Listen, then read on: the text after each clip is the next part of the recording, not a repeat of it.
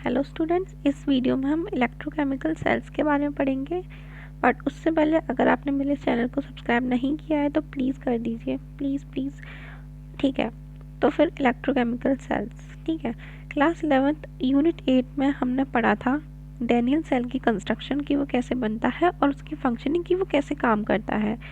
ये जो सेल होता है ये केमिकल एनर्जी को कन्वर्ट करता है इलेक्ट्रिकल एनर्जी में। इलेक्ट्रोकेमिकल सेल्स क्या करते हैं, केमिकल एनर्जी को इलेक्ट्रिकल एनर्जी में कन्वर्ट करते हैं। ये कंफ्यूज मत होना, ठीक है। इनमें तो केमिकल एनर्जी को इलेक्ट्रिकल एनर्जी में कन्वर्ट करते हैं कौन से, ये डेनियल सेल। ठीक है, ये रेडॉक्स रिएक्शन थी Zn plus Cu di positive gives Zn di positive plus Cu। ये हमारा डेनियल सेल दिया गया है। इसमें देखो आप ये कैसे होता है। हमारे पास दो बीकर हैं, ठीक है। एक तरफ है हमारा जिंक का रॉड डला हुआ है, इलेक्ट्रोड। ठीक है, जिंक के ही इलेक्ट्रोलाइट में, मतलब यहाँ पे इलेक्ट्रोलाइट है कोई। इलेक्ट्रोलाइट क्या होता है, मतलब जो प्लस माइनस में ब्रेक हो जाए, जैसे कि ZnSO4 होगा शायद, या कोई सा भी हम ले सकते हैं इसमें इलेक्ट्रोलाइट, लेकिन इसमें जिंक होना चाहिए। इधर एक तरफ हमारे पास कॉपर की रॉड है, ठीक है। इसके अंदर ये किस में डिप है, कॉपर के इलेक्ट्रोलाइट में, मतलब कॉपर का सॉल्ट होगा इसमें, कोई भी CuSO4 ले लो या CuCl2, मतलब जो भी है कॉपर का सॉल्ट है इसमें। ठीक है, बीच में सॉल्ट ब्रिज है। ये सॉल्ट ब्रिज का काम बाद में समझ में आएगा, लेकिन बता देती हूँ कि ये न्यूट्रलिटी को मेंटेन करने के लिए होता है, ताकि ये दोनों तरफ रिएक्शन रुक ना जाए।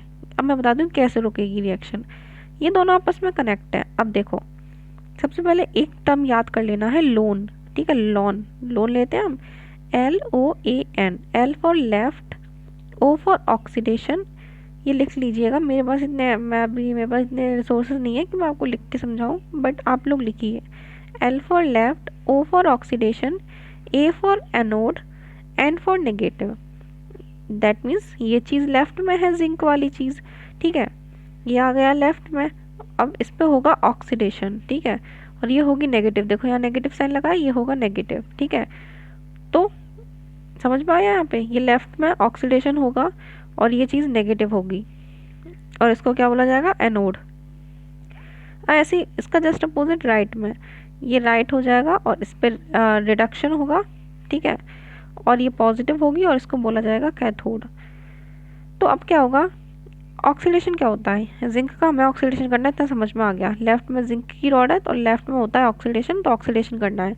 ऑक्सीडेशन हमारा होता है लूज ऑफ इलेक्ट्रॉन्स, मतलब इलेक्ट्रॉन को लूज कर देना, ऑक्सीडाइज हो जाना होता है। ठीक है, अगर आप इलेक्ट्रॉन को लूज कर दे रहे हैं, अपने से हटा रहे हैं, इलेक्ट्रॉन क्या एक नेगेटिव चीज़ है भाई, नेगेटिविटी को दूर करेंगे, ऑक्सीडाइज हो जाएंगे अब। ठीक है, तो इलेक्ट्रॉन का लूज करना ऑक्सीडेशन होता है। दैट मीन्स जिंक का ऑक्सीडेशन होगा। तो जिंक का ऑक्सीडेशन कैसे होगा, जिंक ZnS, ठीक है, S फॉर सॉलिड स्टेट में है, एरो बनाएंगे, Zn di positive plus 2 electron. ठीक है, 2 इलेक्ट्रॉन उसने निकाल दिए और क्या बन गया, Zn डाई पॉजिटिव। तो हम यहाँ 2 इलेक्ट्रॉन निकाल दिया। अब वो इलेक्ट्रॉन कहाँ जाएंगे, इसने इलेक्ट्रॉन निकाल दिए, अब वो इलेक्ट्रॉन ऊपर से ट्रैवल करेंगे। ठीक है, ये एरो बना हुआ है येलो कलर का, तो इलेक्ट्रॉन ट्रैवल करेंगे, कहाँ जाएंगे, कॉपर के पास। कॉपर के पास क्यों जा रहे हैं, क्योंकि कॉपर को इलेक्ट्रॉन चाहिए, क्योंकि क्या कॉपर कहाँ पे है, राइट में। राइट पे क्या होता है, रिडक्शन। रिडक्शन मतलब क्या होता है, गेन ऑफ इलेक्ट्रॉन्स। इसको इलेक्ट्रॉन चाहिए, जिंक को नहीं चाहिए, तो दोनों ने दोस्ती कर ली, भाई तुम जिंक देते जाओ हमको, कॉपर हम लेते जाएंगे। ठीक है, इस तरीके से ये चलता रहेगा। क्या ये ज़िंदगी भर चलता रहेगा क्या ऐसा, नहीं भाई, क्योंकि जिंक क्या है, जिंक की जो रॉड है वो धीरे धीरे करके ख़त्म हो जाएगी, क्योंकि वो जिंक डाई पॉजिटिव और इलेक्ट्रॉन में ब्रेक होती जाएगी, तो ये ख़त्म होता जाएगा। और इधर कॉपर बहुत सारा इकट्ठा हो जाएगा, क्योंकि ये इलेक्ट्रॉन को गेन कर करके ये कॉपर बनाता जाएगा, यहाँ कॉपर इकट्ठा हो जाएगा, यहाँ जिंक की रॉड ख़त्म हो जाएगी, तो ये रुक भी सकता है ना। और क्या हो जाएगा कि जिंक जो है, ठीक है, वो Zn di positive plus 2 electron बना रहा है। 2 इलेक्ट्रॉन तो चलो फ्लो करके चलेगा यहाँ से, लेकिन Zn डाई पॉजिटिव तो यहाँ सॉल्यूशन में ही रह गया, समझ रहे हो। जिंक क्या हुआ, ऑक्सीडेशन करने के लिए क्या कैसे टूटा, Zn di positive plus 2 electron, 2 electron चले गए कॉपर के पास। Zn डाई पॉजिटिव को कौन लेगा, डाई पॉजिटिव मतलब पॉजिटिव चार्ज है, तो Zn डाई पॉजिटिव रह गया सॉल्यूशन में। ऐसे धीरे धीरे करके क्या हो जाएगा, सॉल्यूशन में Zn डाई पॉजिटिव बहुत सारे हो जाएंगे। ठीक है, इलेक्ट्रॉन तो जाते जाएंगे पर ये बहुत सारे हो जाएंगे। और जब ये सॉल्यूशन में पॉजिटिव चार्ज बहुत ज़्यादा हो जाएगा, तो वो इलेक्ट्रॉन को क्यों जाने देगा, क्योंकि पॉजिटिव तो नेगेटिव को अट्रैक्ट करता है, क्यों भेजे भाई वो इलेक्ट्रॉन को, हमारा सॉल्यूशन भाई बहुत ज़्यादा पॉजिटिव है, बहुत सारे Zn डाई पॉजिटिव इकट्ठे हो गए, ठीक है।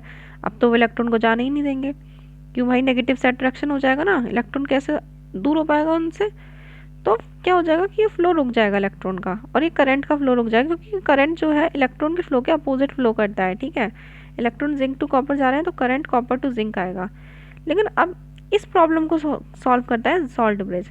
यहाँ Zn डाई पॉजिटिव जो इकट्ठा हो रहे हैं, तो सॉल्ट ब्रिज में कुछ ऐसा हमारा इलेक्ट्रोलाइट होगा जो इधर नेगेटिव चार्ज सॉल्यूशन में ट्रांसफ़र कर देगा। देखो ये पाइप लगा हुआ है, यहाँ नेगेटिव चार्ज ट्रांसफ़र हो जाएगा, जिससे वो Zn डाई पॉजिटिव है वो न्यूट्रलाइज हो जाएगा और वो ख़त्म हो जाएगा, ठीक है ना। तो ये इसका काम होता है सॉल्ट ब्रिज का। आई होप आपको समझ में आ गया हो, क्योंकि मैंने अपना बेस्ट समझाया है, आई होप समझ में आ गया हो। चलिए डायग्राम हो गया ख़त्म। अब यहाँ आते हैं, डैनियल सेल क्या कर रहा था, केमिकल एनर्जी को इलेक्ट्रिकल एनर्जी में चेंज कर रहा था, ठीक है। और ये यहाँ पे जो इन दोनों के बीच का जो पोटेंशियल होता है ना, ये नेगेटिव पॉजिटिव, जब दो करंट फ्लो कर रहा है भाई, इलेक्ट्रॉन फ्लो कर रहे हैं, तो तभी तो फ्लो कर रहे होंगे जब उनके बीच में कोई पोटेंशियल का डिफरेंस होगा, क्योंकि बिना पोटेंशियल के डिफरेंस के करंट फ्लो ही नहीं करता। तो इनके बीच में जो पोटेंशियल का डिफरेंस है वो 1.1 वोल्ट है, ठीक है। ये कब बताया है हमने, जब Zn डाई पॉजिटिव और Cu डाई पॉजिटिव की जो कंसंट्रेशन है वो यूनिटी मतलब 1 हो जाएगी, ठीक है। ऐसे डिवाइस को गैल्वेनिक सेल या फिर वोल्टेक सेल बोला जाता है। ये कैसे डिवाइस है जो कि केमिकल एनर्जी को इलेक्ट्रिकल एनर्जी में चेंज कर रहे हैं। अगर हमारा जो एक्सटर्नल अपोजिट पोटेंशियल है गैल्वेनिक सेल में, मतलब अब हम क्या कर रहे हैं कि अब ये चीज़ तो देखो सेल ये पूरे अंदर अंदर हो रही थी, ठीक है, आपस में रॉड कनेक्ट थी, रॉड सॉल्यूशन में था, मतलब ये पूरा कंप्लीट सर्किट है। क्या हो अगर हम इसको बाहर किसी एक्सटर्नल सर्किट से कनेक्ट कर दें, ठीक है ना, उसमें क्या हो हम अपने हिसाब से अपना वोल्टेज चेंज करें।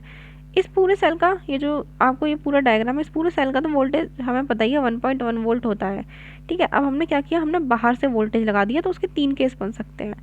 वही तीनों केस इस पूरे पैराग्राफ में एक्सप्लेन करे गए, मैं यहाँ पे एक्सप्लेन करती हूँ विद हेल्प ऑफ डायग्राम, ठीक है।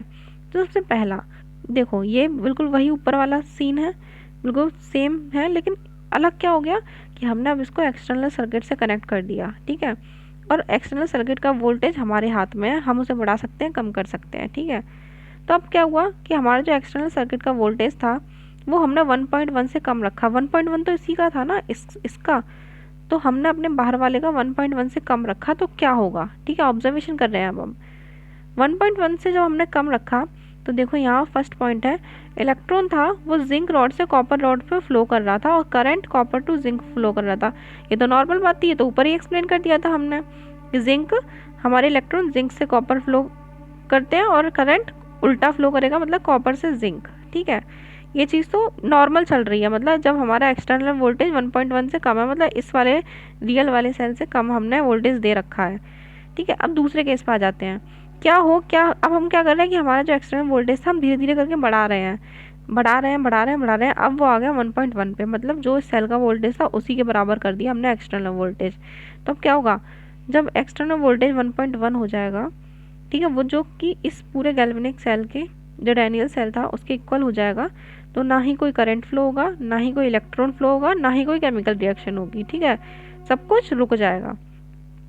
अब हमने और बढ़ाना शुरू करा, ठीक है, और बढ़ाना शुरू करा, 1.1 से ज़्यादा कर दिया हमने जो एक्सटर्नल हमारा वोल्टेज था वो 1.1 से ज़्यादा कर दिया। अब तो भाई उल्टे ही काम हो रहे हैं, क्या हो रहा है, कहाँ हमारे इलेक्ट्रॉन कहाँ से कहाँ जा रहे थे, जिंक से कॉपर, अब कहाँ जाएंगे, कॉपर से जिंक, इलेक्ट्रॉन का फ्लो बदल गया, कॉपर से जिंक जा रहे हैं, ठीक है।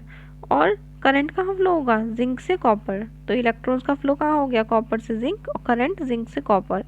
अब पहले कॉपर डिपॉजिट हो रहा था और जिंक गायब हो रहा था, क्योंकि zinc Zn2 positive plus electron टूटता जा रहा था और गायब होता जा रहा था, पर अब जिंक पे डिपोजिशन होगा और जो कॉपर है वो डिज़ोल्व होगा। तो ये आई होप ये तीनों केसेस आपको समझ में आ गए हो और ये पूरा समझ में आ ही गया होगा। तो नेक्स्ट वीडियो में हम गैल्वेनिक सेल्स पढ़ेंगे, तब तक के लिए बाय, एंड प्लीज़ सब्सक्राइब करना मत भूलना, प्लीज़ दोस्तों कर देना, बाय बाय।